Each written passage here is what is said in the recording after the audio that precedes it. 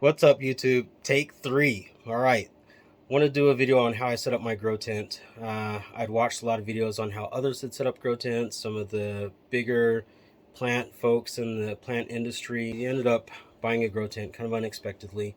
My wife and I had recently gotten into a lot of aroids, and a lot of plants require a lot of humidity, and so we decided that getting a grow tent no, we didn't decide to get a grow tent. This was kind of the spur of the moment. Let's just be straight. So we were out buying some other supplies, and the seller of the supplies was like, "Well, I'm trying to get rid of my grow tent." So we're like, "Okay, fine. We'll find out what the price is." And the price that he offered, I thought at the time, was a really good deal, and it was a good deal. It just wasn't as good as what I thought it was. So he offered it to us. I was like, "Okay, that's fine." I'm excited about it. My wife, not so much. She was thinking, where are we going to put this grow tent? And she was right. We really didn't have a place to put it. We found a place in an unfinished bathroom in our basement that kind of works. I mean, we have a mini fridge that goes to where the bar is, and it really kind of impedes it a little bit, but we worked around it. So we ended up getting the grow tent, and we watched a lot of videos on how to set it up. And this gives me an opportunity to share with you now how we decided to set ours up so that we could increase the amount of plants we carry in-house. Awesome. Okay, here we go. Let's get into it. So what's up, YouTube? Remember how I said that I probably wasn't going to do any editing because it was just going to take up too much of my time? Well, I've now spent 30 minutes or more editing probably 5 seconds of video, and it's a complete mess. Yes, I'm a beginner. Very much so a beginner. And so we'll see how this goes, but I just wanted to let you know a little bit of how this is going. And I think this is supposed to be like a cut insert of some sort. So yeah, this might make it in the video. It might not. Okay, so let's go ahead and step inside.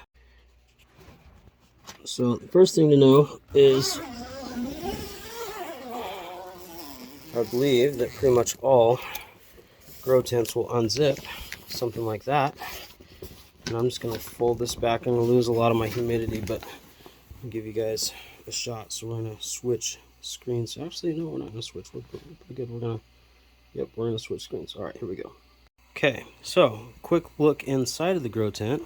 And I'm probably just going to pan from left to right and maybe go from top to bottom.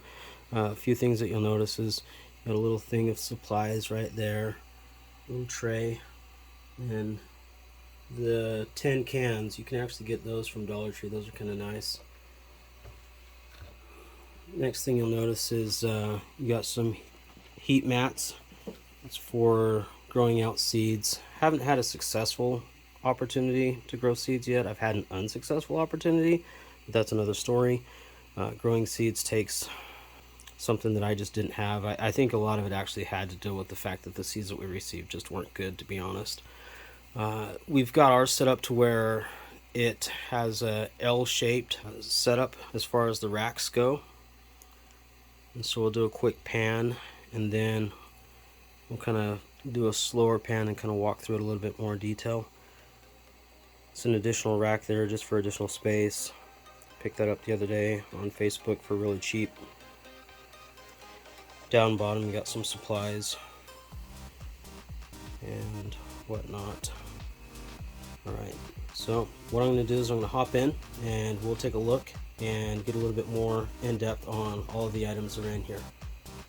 Okay, so as we look at the grow tent from the inside, one of the things I should have mentioned that I didn't is that this particular grow tent is a Zazzy grow tent. It is, I believe, 90 by 60 by 48, so 4 feet wide. I believe 90 inches tall and 60 inches, maybe it's 90 inches wide. I don't know. I'll throw the dimensions in there somewhere. Maybe I won't. But it's about 48 by 60 by 90 is the overall dimensions. And some of the things that I have in my particular grow tent is you've got your hydrogen peroxide, which is nice to mix with water for controlling fungus and whatnot. Got a little spray bottle that actually has my hydrogen peroxide / water mix in it. It used to have rooting water, or what I call root water, which is my solution that I use for our plants, because our plants don't use soil for the most part. And then rubbing alcohol, which is primarily for, sterilizing stuff when we're cutting the plants, propagation purposes. Ground cinnamon, haven't even really used that yet. I think I may have done it once upstairs, haven't used it down here. That's for the same thing. When you propagate or cut something, you can just dab the end of the plant in there, and it's supposed to keep it from, it's basically a disinfectant is what it really boils down to. In here, pen, dry or wet erase, which is nice, because if you're always changing things, like for example in my bottle, I can just rub that off and correct it with whatever I want to have based on what's in the bottle. I think those are seeds of some sort. I don't. Yeah. Huh. Some seeds. I don't know. Zip ties. Always nice to have zip ties on hand. You'll notice that in this particular tent, we're changing a lot of things as necessity dictates. And so zip ties are cheap and inexpensive, easy way to cut it. A funnel. The funnel just makes it easy to move water or solution from one container to another without making a mess. Also in here, I actually put a camera in here. This is a Blue Rams camera, and really that was primarily just to kind of see the plants grow. I haven't really had the opportunity to utilize it very much yet, but that's what the purpose of it is. Also in here we've got, I put in a Google Home just because it's nice to be able to watch videos or look at pictures while I'm working in here, either watering plants, whatnot, doing some propagation. Various trays. Got a chair in here. Haven't really used it yet. I usually stand. These are really cool. This is from Home Depot, obviously not sponsored or anything, but I've used them from Home Depot and I've used them from Walmart. And the Home Depot ones are just a ton better. I like it because they hold pressure. You don't always have to pump it. Like you notice that we just barely got in here. Hopefully this is going to work, but look at the power on that. And I haven't even pumped it for probably a couple hours from the last time that I was down here doing some work. But I really like it because it gives you the ability to get in there, spray your plants really nice, good pressure. Some of the water bottles will have a plastic plunger stem. This one is metal, which I really like because it just feels more secure. It's better put together. It's a great bottle. This isn't a commercial for Home Depot products, but something I really like, so I'm happy to share it. Also in here I have a water filtration system. Nothing crazy. Actually, it's two components kind of. This piece here goes with this setup here, and I picked that up for $25 on Facebook Market. Slide that back. And then this one was another one that I picked up. The rest of the system is going to be thrown away because it was broken. The membrane was like $70 to replace it, and I only paid $20 for it. So instead of throwing out the whole thing, I went and I combined the two tanks to give me a little bit more water capacity. So when I'm refilling the humidifiers, I don't have to wait as long because I have really strong water pressure all throughout. So this is what I am utilizing to refill the humidifiers, which I like because now we're using filtered water instead of regular tap water, which will allow them to last longer. Down here, just a few different types of potting media for the most part. I'm up underneath the cover there. So there's some pumice, some lava rock, and some bark, and some leca back in here. So, and I'm going to be honest with you guys, I'm not going to do a lot of editing, and so it's not going to be like the most professional video, but it's going to at least give you the idea of what I've got in my grow tent setup, which I think is what's most important anyways. Back behind the plants, we've got a couple humidifiers. I think these are both Honeywell. And these humidifiers also put out heat, so there's a heater built into the humidifier, which is a nice aspect because it helps with the heating. And then over here is the other one. It's also a Honeywell, slightly different brand. Or no, sorry, same brand, slightly different style. But they're not too bad. And then we've got, I really like this, the Govee hydrometer slash temperature. I like it because A, it's wireless, B, it ties to my phone, and then C, you can run several of them together. So you can have like a main dashboard, and I'll maybe take a picture of it, a screenshot or something, and put that in there afterwards. But you can have a dashboard that has like all of your different Govees set up and how they're performing. And then it also gives you the opportunity to set up like alerts. So if your tent drops below a certain temperature, or if your tent hits a certain level of humidity, it will alert you. It'll send a message to your phone letting you know. So that's a really nice feature there. Before we get into the lighting, we can talk about the fan setup, which is definitely inadequate. So right there is just a couple of fans that were utilized for a laptop setup. They run off of a USB, and the USB is tied into a smart switch. Pretty much everything in here is actually tied to a smart switch. But I'm in the process of upgrading that to a better fan. The problem I'm running into is that everything has that electronic on-off button right now, and so I have to find one that's more manual but still small and compact. But if you have an electronic on-off switch, it does not work with a smart plug. So something to keep in mind. Up top, this is a fun power strip. It actually has the ability to have 3 different plugs with 3 different smart switches in them, and then it's also got a couple of USB plugs. Oh no, actually 3. Let's see if we can get up in there. So 3 different USB plugs that are also tied to a smart switch.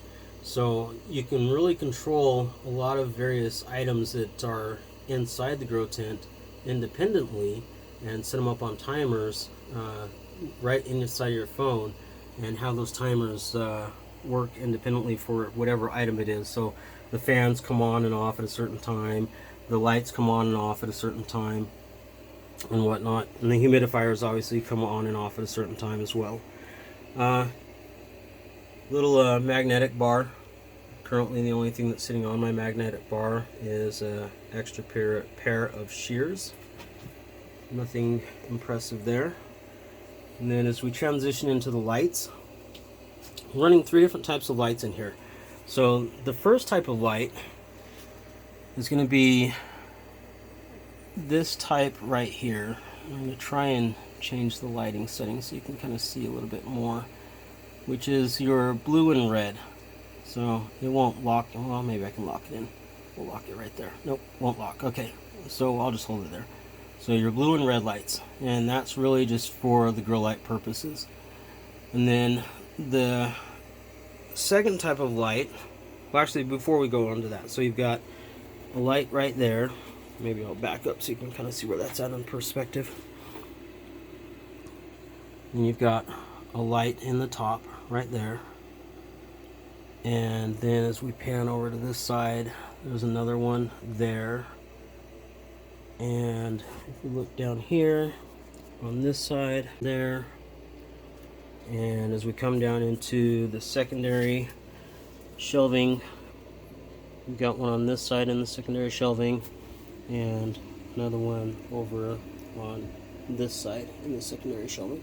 So we'll kind of back out so you can kind of see a little bit more of where those are at down there. And where There it is, right there. Okay, and then the next type of lighting is drop-in ceiling lighting. I ended up having to pull them out because my inspector didn't like them for the purpose that I was trying to utilize them for. So I ended up with a whole bunch of extra ones of these. The thing that I like about these lights is they put out a really nice bright white light. So without these lights, it really had more of a bluish red hue inside the tent. And if I'm in here working on the tent for a long period of time, I want it to look natural. I like that natural bright sunlight type feel, and these really help facilitate that. So we've got 3 of those in here, and they're tied to their own light plug on the smart switch. And I don't think I can back out far enough to where we can see all 3, but I can certainly give it a shot. No, but you can see them as I pan across the top there. And again, not the most professional install, obviously. Very DIY, but very much set up just to really meet my own personal needs. Right, and then the third type of lighting that we have in here are these squares. And they're about 12 by 12, and there's actually 2 different kinds. So the first kind, if I can back out, that's so big there. There we go. All right. The first kind is this one. This is the same thing that we're running in the cabinets upstairs. And I really like the way that they performed in terms of plant growth, the way the plants looked. And so we picked up a couple more to go into the grow tent. This guy here was repurposed. It was originally utilized for when we were going to try and bring our pond plants inside and house them over the winter. This was before the grow tent, really before we even got into plants altogether. From just a Aroid or a exotic or rare plant perspective, we were really just trying to keep our outdoor plants alive inside because they weren't perennials, they were just annuals and really required to not get below a certain temperature. And so that got repurposed just because it helps to balance out the spectrum as well as provide some coverage in the middle of the tent. And then it gave me the ability to bring out this one over to the other side. And I've actually got this one angled a little bit. I don't know if you can tell in that picture, but it's angled a little bit so it captures a little bit more of this corner area here. Alright, and so that is the lighting system that's in here. We talked about the lights, we talked about the humidifiers, we talked about all the other stuff that's in here. Plant selection, not as big as I would like it to be yet, but it's getting there. A lot of things that we're working on. So like in this tray is primarily syngoniums. We've got some 3 kings in there. We've got some syngonium albos in there. There's some molted mojitos. There is, oh, I didn't talk about the heater that's in here, which really is not the best way to go for heaters, but we'll stop with the plants for just a second and we'll go back to the heater.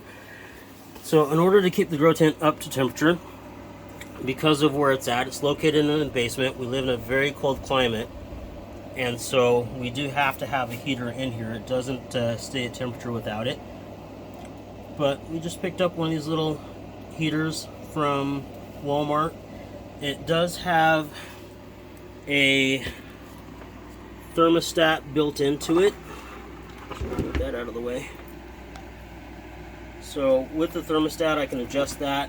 I can adjust the fan speed as well, and that really works out well. It comes on and off based on the setting for the thermostat, and it's really not giving us any issues. I really like it. We've actually were using this originally in the plant cabinets upstairs, but ended up not using them and going a different direction. I can show you that some other time in another video.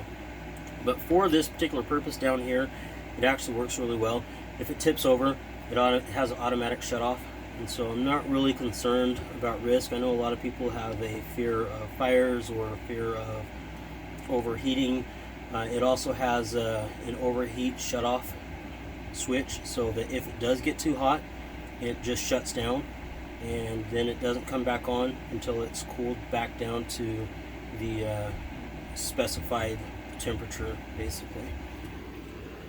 Alright, so that is that. And then going back to the plants, this is an alocasia that we wanted to originally have upstairs, but as alocasias are, they're temperamental, so I went ahead and put it down in here. You hear my dog howling in the background because he thinks that I've left, but I haven't. And a few other plants here, brand new leaf that is really sizing up well in comparison. The original leaves didn't do so well in shipping. This is a crystallinum, I believe. Let's see. Yeah, it's a crystallinum. And then a gloriosum, also doing fairly well. Another leaf that suffered some damage in shipping from the crystallinum. Variegated bird's nest. And I think that's a deflector. Can't remember the name of that one. It's a new one. And in the back we've got some Cebu blue, some brandies,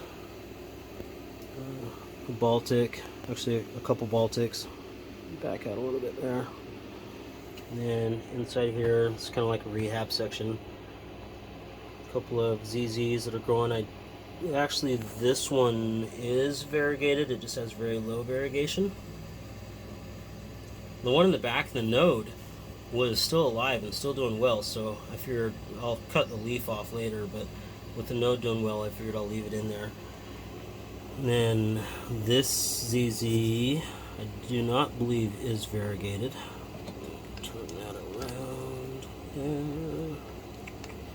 Yeah, no, I don't think that one is variegated. I think that's just a standard. And then we've got a Pictum tricolor back there, not doing so well. Actually, that did terrible in shipping. It all but died. Still don't know if it's going to make it. But I found that those are really hit and miss. Sometimes they ship well, and sometimes they just die. And so this one is in that undecided period as to whether it's going to live or die.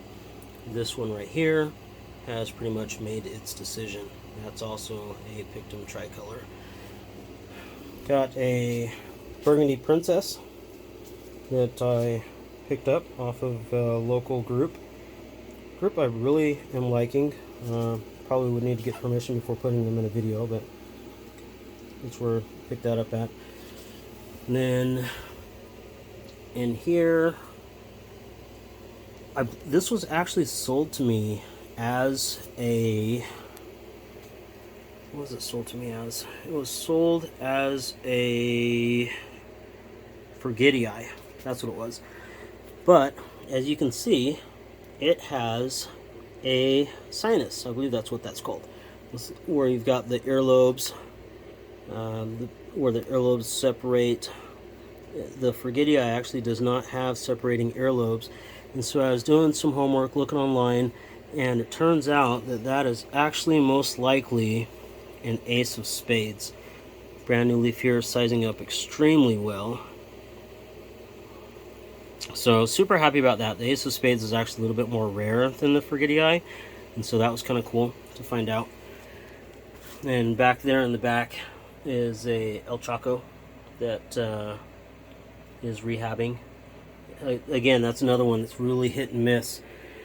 They either ship really well or they don't ship well, and you end up with a bunch of chunks, which is just the chunky root of the plant, and hope that you can revive them or get them to come back to life. So we'll kind of, let's see if there's one in here.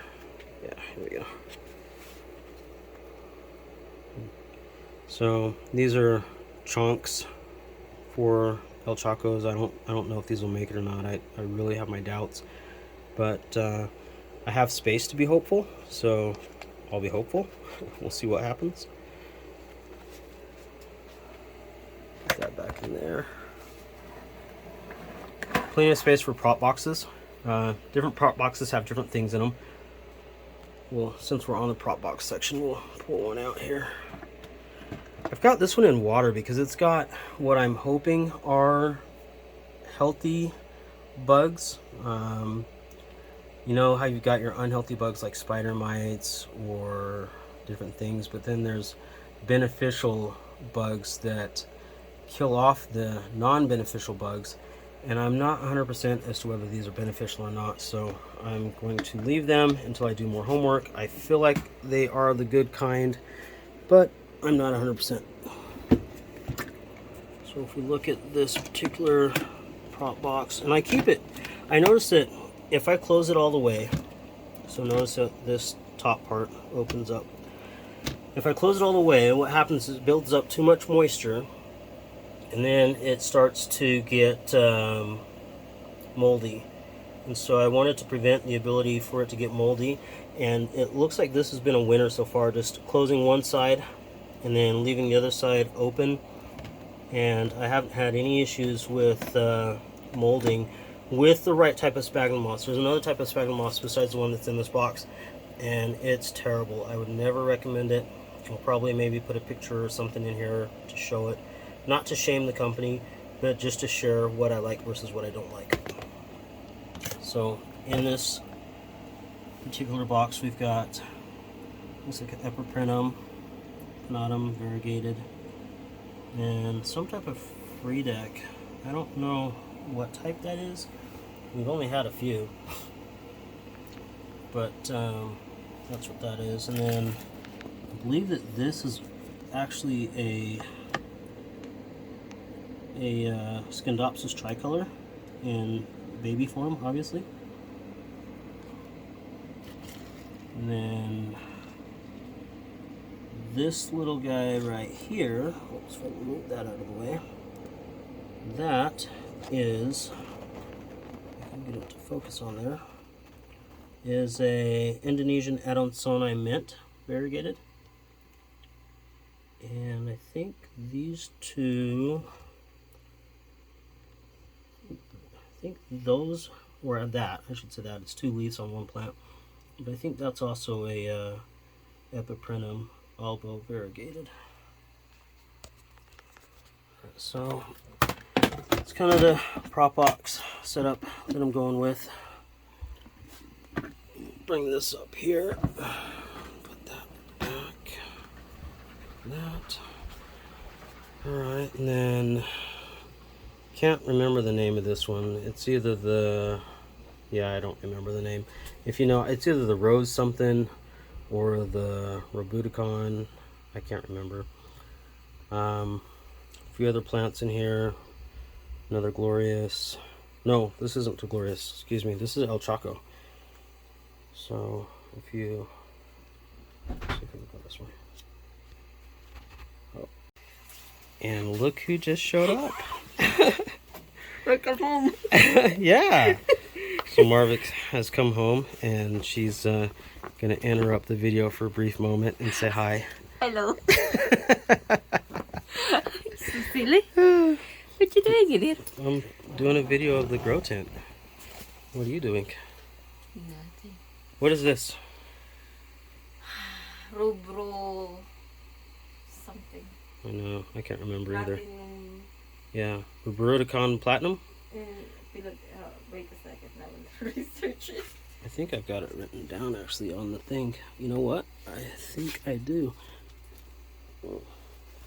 Let's see. Let's go like this. Rubro Cinctum Platinum. Cinctum Platinum. Did you put it? Yep. Nope, actually this is the... That's a Rubro Cinctum Platinum. It's a Rosio cataphyllum. No. That's wrong. Oh, did I change the pot? Wait a second. I think it is. I think it's the Rosio. It's only one pot. Yeah. Rubro Cinctum Platinum. I have Rosio Capulatinum. Maybe. Okay. That is rubrosynctum platinum. I'll take your word for it. Oh, so back to what we were talking about, the El Chaco. Right? What about the El Choco? You have 4 I'm leaves. just showing them how the bottom of the El Chaco is red. Yeah. Got the red on the bottom side of the leaf. And then, yes, I'm gonna... It's Here, velvety. let's back it up a little bit. Go back like that, and then take a look. We'll pull it aside. And Look yes, at that. there are 4 leaves. And I think Mine only have 2. this guy It's the newest. is the newest. Yep. It's kind of dirty. That's not damage. It's actually just something. I think that I need to it's wipe the off. reflection. So yeah. And what else do we have down here? Mint add-on so nice. Indonesian variety. Oh, you have a new leaf coming up Yeah. on the side. It's a new leaf growing right there. So it's doing good. It's still rooting though, so it's not ready to be offered up to anybody, but it's doing well, and that's what's important. It's happy. And here's some others. This one also has a new leaf. I think it's this one. Yeah. I can separate it. Separate. Yep. There you go. So that one's also got a new leaf coming in. That one's doing really good. And surprisingly, look at this. The humidity hasn't dropped that much. Now, if we would have opened up one of our cabinets upstairs for the amount of time that Marvick has had this unzipped, the humidity would have dropped to like 35%. Right away. Yeah, almost instantly. But inside the tent, because of the way it's set up, and the fact that probably one of the humidifiers is actually going right now, it's maintaining at 65. It'll still continue to drop, but it's dropping a lot slower than what it would if we opened up like a cabinet door from upstairs. What else we got? A few Epis down here. Sadly enough, I accidentally burned the Epi cuttings. I had them too close to the light upstairs, and that's a lot of the reason why a lot of these plants actually got moved down into the grow tent, is because we were running out of space. Oh, there she goes. Say goodbye. Goodbye. No, Princess is in here. I can hear Princess talking. Oh, okay. Princess is our smaller dog, the not so nice one. Let's see, where was I? Oh yeah, a lot of the reason why we moved some of the plants down here was because we were running out of space upstairs, and the goal is to watch them closer upstairs because we're there, in the moment, looking at them all the time, and then as they become more stable, we can bring them down here into the grow tent and not have to have a close eye on them. We'll still obviously look at them, but we won't have as close of an eye on them. And I was talking about the Ace of Spades, and I'm wondering if I got it right. I'll have to go back and look at the video. But yeah, oh yeah, this was the right plant. We already talked about it. This is the Ace of Spades that was confused as a Forgetii. So it's doing really well. The first leaf, it shipped with, or actually it didn't ship. I think that my sister-in-law was at Equigenera in Florida and able to buy this while they're down there visiting family and whatnot.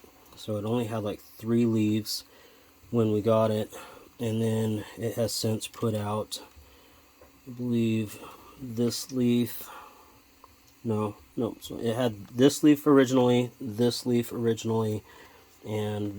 originally.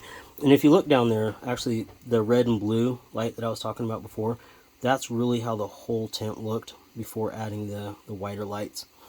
And then this guy, it's not even hardened up yet, but this is the newest leaf, and it's just incredible. But I don't want to be repetitive or redundant. We already had that conversation. And so, yeah, that is pretty much it. Oh, there's a couple other things, I guess. This is an inexpensive little watering container, watering can, I guess. I think we got this at Home Depot too, but I just like the look of it. It has kind of a more modern look to it. There's a old style metal can that I also like, but I don't know what happened to that. But I like this because it gives the ability to, you know, reach in there and get those plants from the back if I'm not using the spray can. And then I just took the top off of one of the corners and stick it up in there like that. So it just kind of hangs out there, out of the way, doesn't use up a lot of space. More zip ties. We'll be using those here shortly. I think what I want to do is make some changes. I'm running out of space for larger plants. And I've got a lot of space for like prop boxes and whatnot, but I think I need more large plant space because we're going to be bringing in some more large plants, and that's going to be exciting. Maybe we'll do not necessarily an unboxing, but a presentation of some sort on those.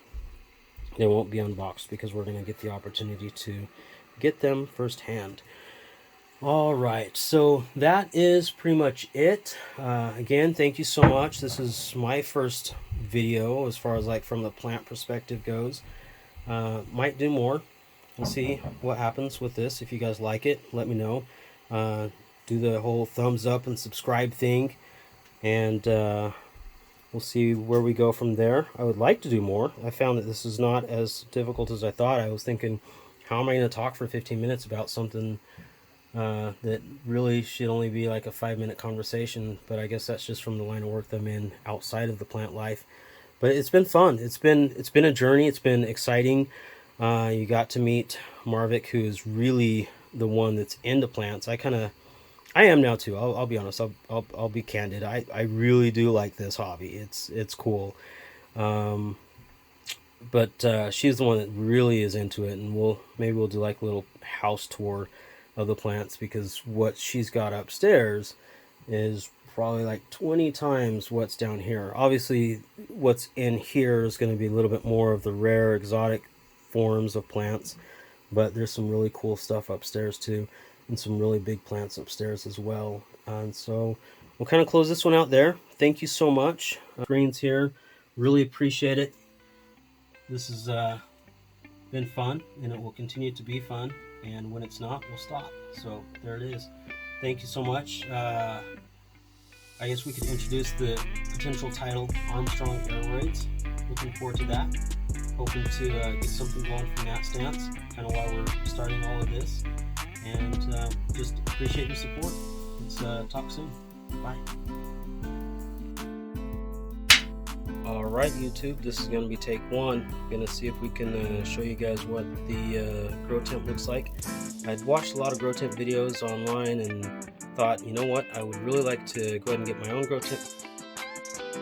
Alright, what's up, YouTube? This is take two on how to set up a grow tent. More so necessarily my how to set up. What's up, YouTube? Take three. Alright, I want to do a video on how I set up my grow tent. I've watched a lot of videos on how others had set up grow tents, some of the bigger plant folks in the plant industry. How it all began was we ended up buying a grow tent kind of unexpectedly. My wife and I had recently gotten into a lot of aroids, and a lot of plants require a lot of humidity, and so we decided that getting a grow tent, no, we didn't decide to get a grow tent. This was kind of the spur of the moment. Let's just be straight.